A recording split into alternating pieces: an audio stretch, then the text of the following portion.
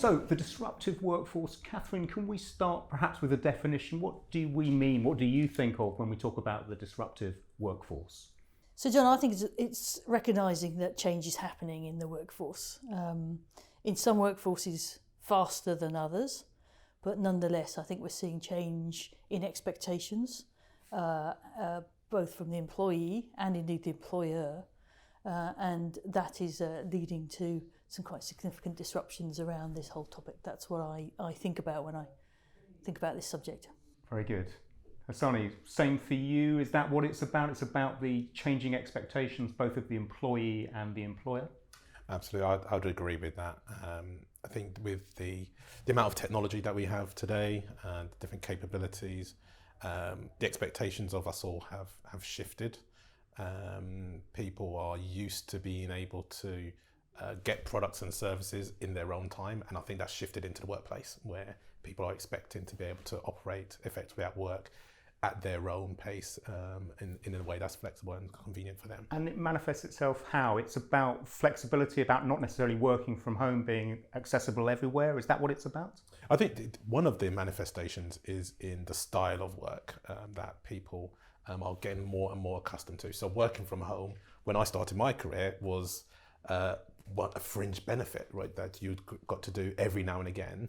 Whereas more and more today, it's becoming a table stakes default capability, and that people are expecting businesses to be able to support.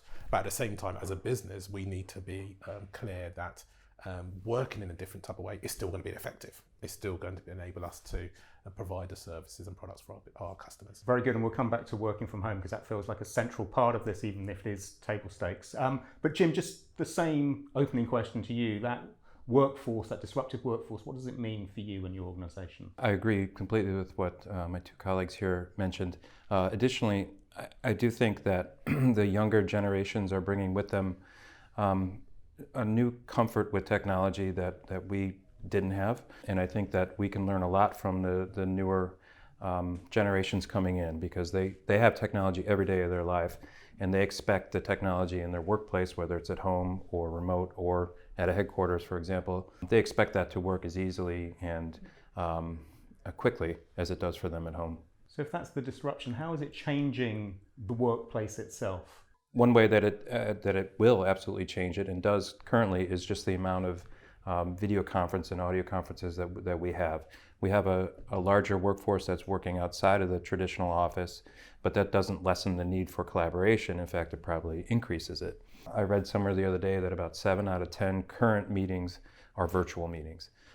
So that's really changed, I think, the style of how we conduct meetings, whether we're participants or the meeting organizer. And our reliance on technology, whether it's video conference, software-based video conference technology, whether it's microphones or loudspeakers, being heard, being seen, is more important, I think, than ever. That sense of collaboration, the conference technology, the collaborative tools, is that all in one direction? Is that all positive, or are there some downsides with using this kind of technology?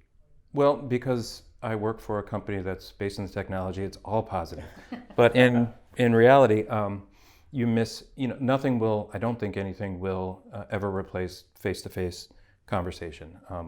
You get so much from body language, from real tone of voice that you might not necessarily get today.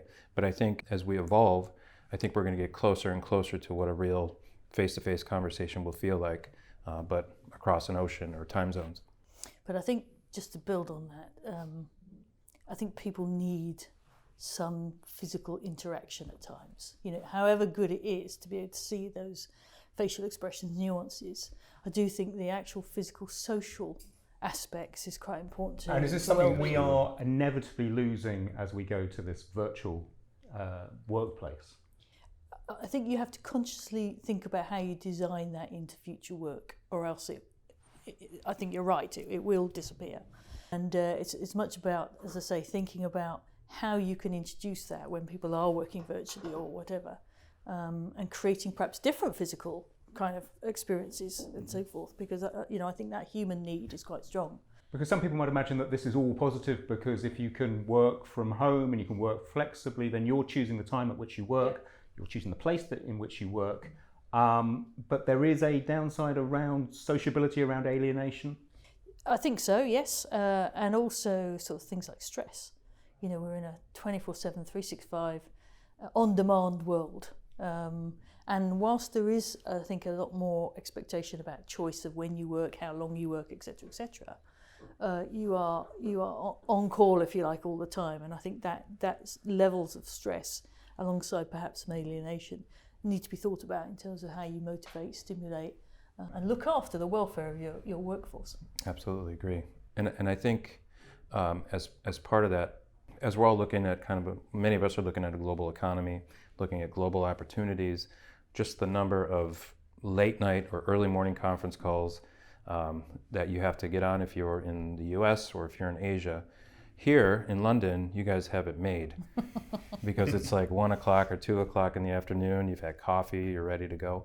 But that does put a stress on your personal life. It puts a stress on, the amount of sleep and everything else that you have to deal with. So there's good and bad to both sides. And the other part I want to mention is that maybe the senior leadership at times, or the folks who have been working longer than the younger generation coming in, they need to make sure that they are working with this remote employee in mind. What I mean by that is, they want everyone to meet together, to be face to face, but in reality, it's just not possible. And they'll book a meeting that's absolutely at a crazy hour for someone else working remotely. They need to kind of be more empathetic, I think, to the remote work environment.